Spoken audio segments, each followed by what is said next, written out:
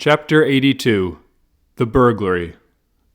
The day following that on which the conversation we have related took place, the Count of Monte Cristo set out for Auteuil, accompanied by Ali and several attendants, and also taking with him some horses, whose qualities he was desirous of ascertaining. He was induced to undertake this journey, of which the day before he had not even thought, and which had not either occurred to Andrea, by the arrival of Bertuccio from Normandy, with intelligence respecting the house and sloop.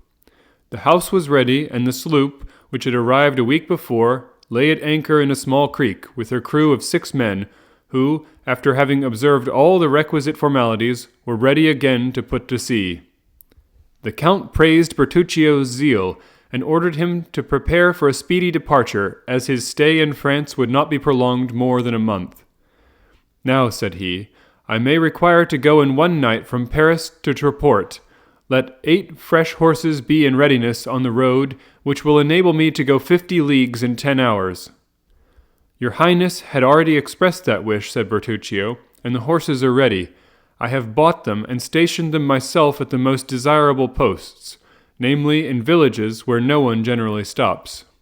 "That's well," said Monte Cristo. "I remain here a day or 2. Arrange accordingly." As Bertuccio was leaving the room to give the requisite orders, Baptistine opened the door. He held a letter on a silver waiter. "What do you do here?" asked the Count, seeing him covered with dust. "I did not send for you, I think." Baptistine, without answering, approached the Count and presented the letter.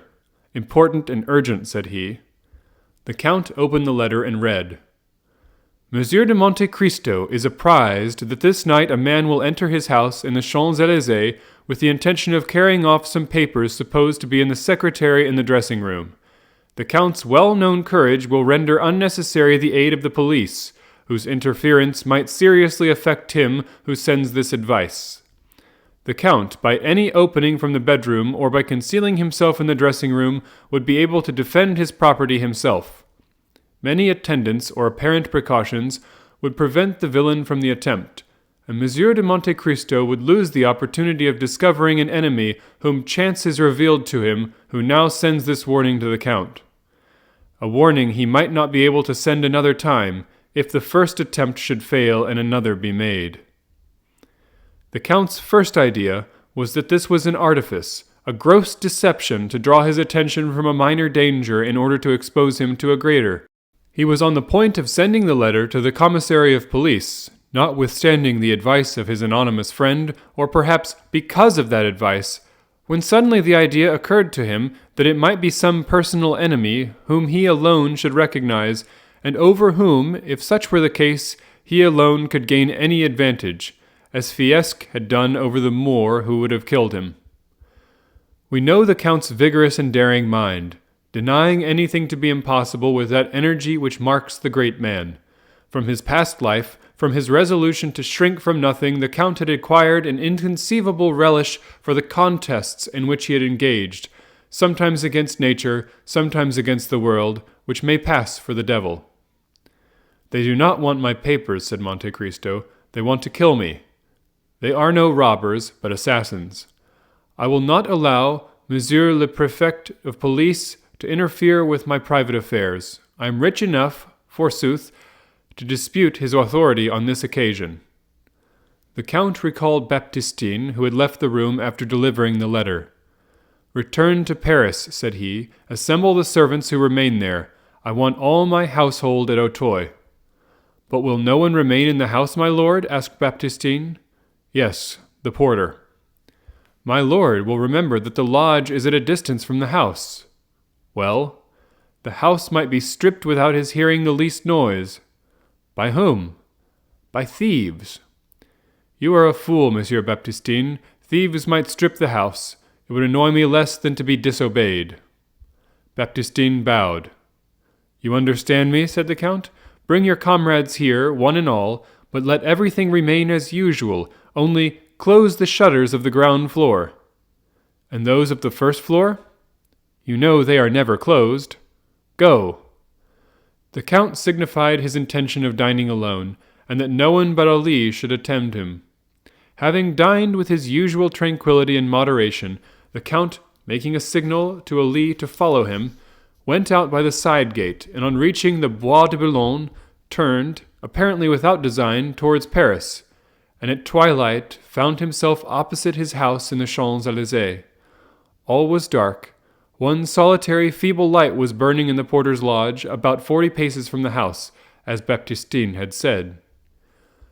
Monte Cristo leaned against a tree, and with that eye which was so rarely deceived, searched the double avenue, examined the passers-by, and carefully looked down the neighboring streets to see that no one was concealed.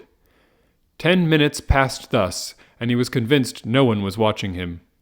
He hastened to the side door with Ali, entered precipitately, and by the servants' staircase, of which he had the key, gained his bedroom without opening or disarranging a single curtain, without even the porter having the slightest suspicion that the house which he supposed empty contained its chief occupant.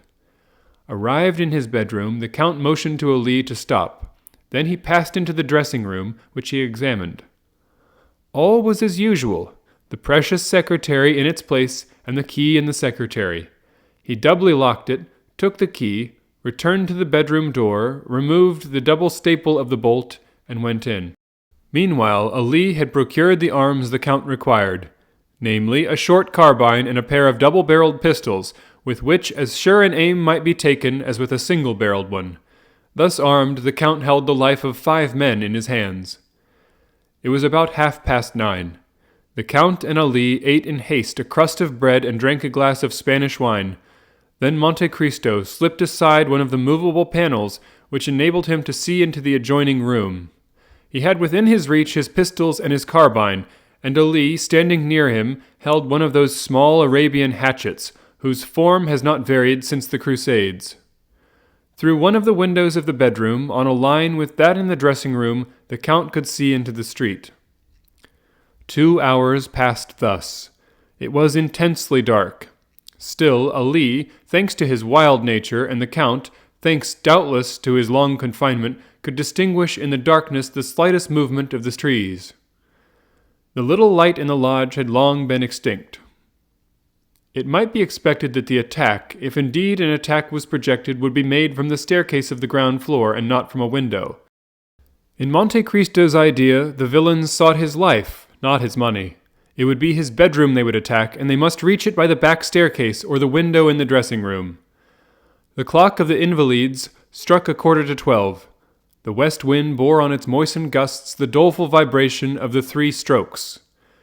As the last stroke died away, the Count thought he heard a slight noise in the dressing-room.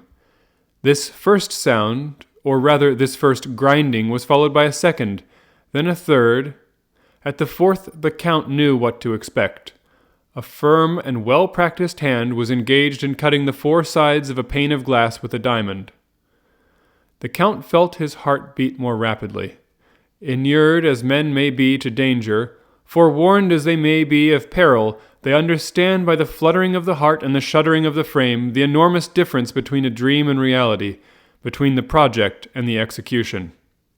However, Monte Cristo only made a sign to apprise Ali, who, understanding that danger was approaching from the other side, drew nearer to his master.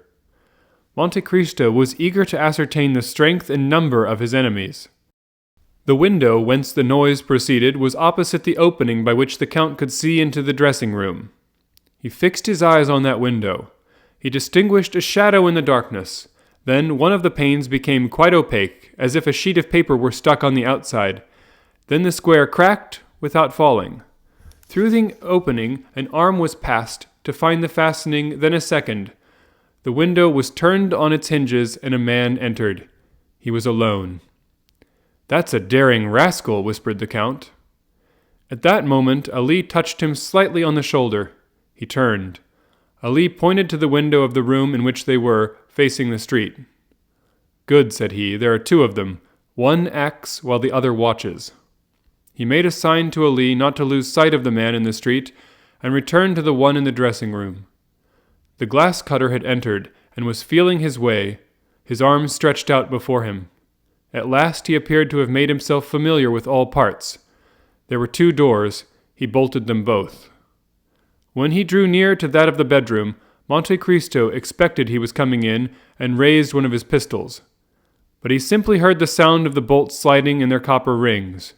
It was only a precaution. The nocturnal visitor, ignorant of the Count's having removed the staples, might now think himself at home and pursue his purpose with full security. Alone and uncontrolled, the man then drew from his pocket something which the Count could not discern, placed it on a stand, then went straight to the secretary, felt the lock, and contrary to his expectation, found that the key was missing. But the glass-cutter was a prudent man who had provided for all emergencies. The Count soon heard the rattling of a bunch of shapeless keys, such as the locksmith brings when called to force a lock, and which thieves call nightingales, doubtless from the music of their nightly song when they turn the precious lock. "Aha!" whispered Monte Cristo with a smile of disappointment. "He is only a thief." But the man in the dark could not find the right key. He reached the instrument he had placed on the stand, touched a spring, and immediately a pale light, just bright enough to render objects distinct, was reflected on the hands and countenance of the man.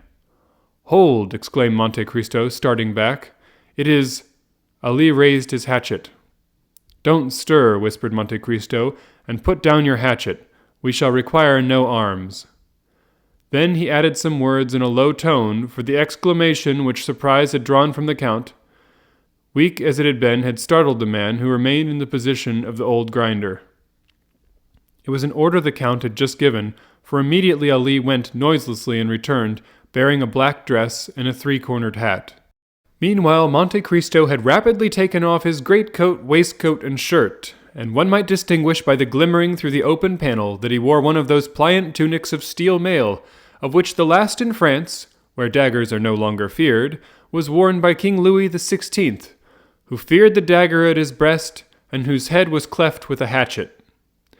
This tunic soon disappeared under a long cassock, as did his hair under a priest's wig. The three-cornered hat over this effectually transformed the Count into an abbé. The man, hearing nothing more, had again raised himself, and while Monte Cristo was completing his disguise, had advanced straight to the secretary, whose lock was beginning to crack under his nightingale. "Well done," whispered the Count, who depended on the secret spring which was unknown to the picklock, clever as he might be. "Well done. You have a few minutes' work there." And he advanced to the window. The man whom he had seen seated on a fence had got down and was still pacing the street. But strange as it appeared, he cared not for those who might pass from the avenue of the Champs-Élysées or by the Faubourg Saint-Honoré. His attention was engrossed with what was passing at the Count's, and his only aim appeared to be to discern every movement in the dressing-room. Monte Cristo suddenly struck his finger on his forehead, and a smile passed over his lips. Then, drawing near to Ali, he whispered, "Remain here, concealed in the dark, and whatever noise you hear, whatever passes, only come in or show yourself if I call you." Ali bowed in token of strict obedience. Monte Cristo then drew a lighted taper from a closet, and when the thief was deeply engaged with his lock, silently opened the door, taking care that the light should shine directly on his face. The door opened so quietly that the thief heard no sound, but to his astonishment the room was in a moment light. He turned. "Good evening, dear Monsieur Caderousse," said Monte Cristo. "What are you doing here at such an hour?" "The Abbé Busoni!" exclaimed Caderousse, and not knowing how this strange apparition could have entered when he had bolted the doors, he let fall his bunch of keys and remained motionless and stupefied. The Count placed himself between Caderousse and the window, thus cutting off from the thief his only chance of a retreat. "The Abbé Busoni!" repeated Caderousse, fixing his haggard gaze on the Count. "Yes, doubtless the Abbé Busoni himself," replied Monte Cristo. "And I am very glad you recognize me, dear Monsieur Caderousse. It proves you have a good memory, for it must be about 10 years since we last met." This calmness of Busoni, combined with his irony and boldness, staggered Caderousse. The Abbé, murmured he, clenching his fists and his teeth chattering. "So you would rob the Count of Monte Cristo," continued the false Abbé. "Monsieur l'Abbé," murmured Caderousse, seeking to regain the window, which the Count pitilessly intercepted. "Monsieur l'Abbé, I don't know, believe me, I take my oath." "A pane of glass out," continued the Count, "a dark lantern, a bunch of false keys, a secretary half forced. It is tolerably evident—" Caderousse was choking. He looked round for some corner to hide in, some way of escape.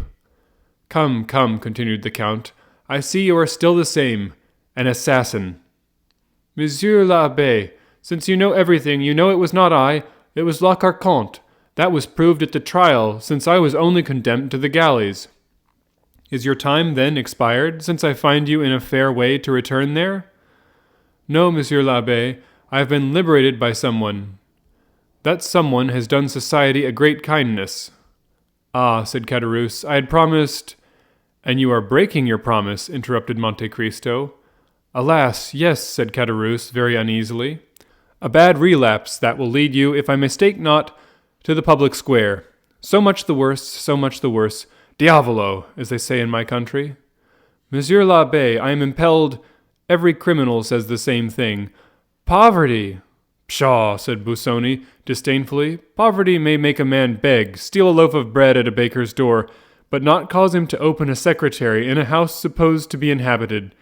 And when the jeweler Johannes had just paid you 45,000 francs for the diamond I had given you, and you killed him to get the diamond and the money both, was that also poverty? Pardon, Monsieur l'Abbé, said Caderousse. You have saved my life once. Save me again.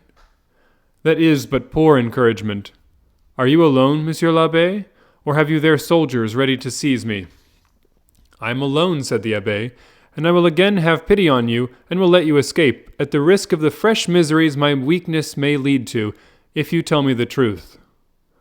Ah, Monsieur l'Abbé, cried Caderousse, clasping his hands and drawing nearer to Monte Cristo, I may indeed say you are my deliverer.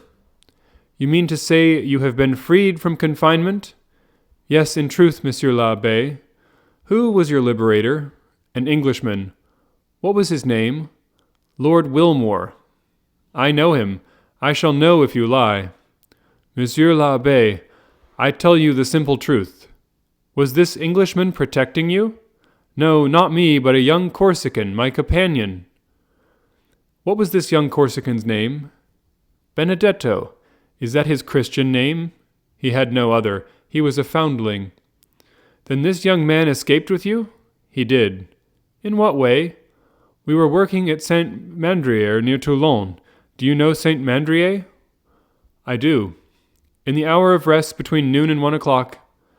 Galley slaves having a nap after dinner? We may well pity the poor fellows, said the Abbé. Nay, said Caderousse, one can't always work. One is not a dog. So much better for the dog, said Monte Cristo. While the rest slept then, we went away a short distance. We severed our fetters with a file the Englishman had given us and swam away. And what has become of this Benedetto? I don't know. You ought to know. No, in truth, we parted at Herrera. But to give more weight to his protestation, Caderousse advanced another step towards the Abbé, who remained motionless in his place, as calm as ever, and pursuing his interrogation. You lie, said the Abbé Busoni with a tone of irresistible authority. Monsieur l'Abbé, you lie. This man is still your friend, and you perhaps make use of him as your accomplice. Oh, Monsieur l'Abbé, since you left Toulon, what have you lived on? Answer me. On what I could get. You lie, repeated the Abbé a third time with a still more imperative tone. Caderousse, terrified, looked at the Count. You have lived on the money he has given you. True, said Caderousse, Benedetto has become the son of a great lord. How can he be the son of a great lord? A natural son. And what is that great lord's name? The Count of Monte Cristo, the very same in whose house we are. Benedetto, the Count's son? Replied Monte Cristo, astonished in his turn. Forsooth, I suppose so, since the Count has found him a false father, since the Count gives him 4,000 francs a month and leaves him 500,000 francs in his will. Aha, said the false abbé, who began to understand. And what name does the young man bear meanwhile? Andrea Cavalcanti. Is it then that young man whom my friend the Count of Monte Cristo has received into his house and who is going to marry Mademoiselle Danglars? Exactly. And you suffer that you, wretch, you who know his life and his crime? Why should I stand in a comrade's way, said Caderousse. You are right. It is not you who should apprise Monsieur Danglars, it is I. Do not do so, Monsieur l'Abbé. Why not? because you would bring us to ruin. And you think that to save such villains as you, I will become an abettor of their plot, an accomplice in their crimes? Monsieur l'Abbé, said Caderousse, drawing still nearer, I will expose all. To whom? To Monsieur Danglars. By heaven, cried Caderousse, drawing from his waistcoat an open knife and striking the Count in the breast, you shall disclose nothing, Monsieur l'Abbé. To Caderousse's great astonishment, the knife, instead of piercing the Count's breast, flew back blunted. At the same moment the Count seized with his left hand the assassin's wrist and wrung it with such strength that the knife fell from his stiffened fingers, and Caderousse uttered a cry of pain. But the Count, disregarding his cry, continued to wring the bandit's wrist until, his arm being dislocated, he fell first on his knees, then flat on the floor. The Count then placed his foot on his head, saying, I know not what restrains me from crushing thy skull, rascal. Ah, mercy, mercy, cried Caderousse. The Count withdrew his foot. Rise, said he. Caderousse rose. What a wrist you have, Monsieur l'Abbé, said Caderousse, stroking his arm all bruised by the fleshy pincers which had held it. What a wrist! Silence. God gives me strength to overcome a wild beast like you. In the name of that God I act. Remember that, wretch, and to spare thee at this moment is still serving him. Oh, said Caderousse, groaning with pain, take this pen and paper and write what I dictate. I don't know how to write, Monsieur l'Abbé. You lie. Take this pen and write. Caderousse, awed by the superior power of the abbé, sat down and wrote. Sir, the man whom you are receiving at your house and to whom you intend to marry your daughter is a felon who escaped with me from confinement at Toulon. He was number 59 and I number 58. He was called Benedetto, but he is ignorant of his real name, having never known his parents. Sign it, continued the Count. But would you ruin me? If I sought your ruin, fool, I should drag you to the first guard-house.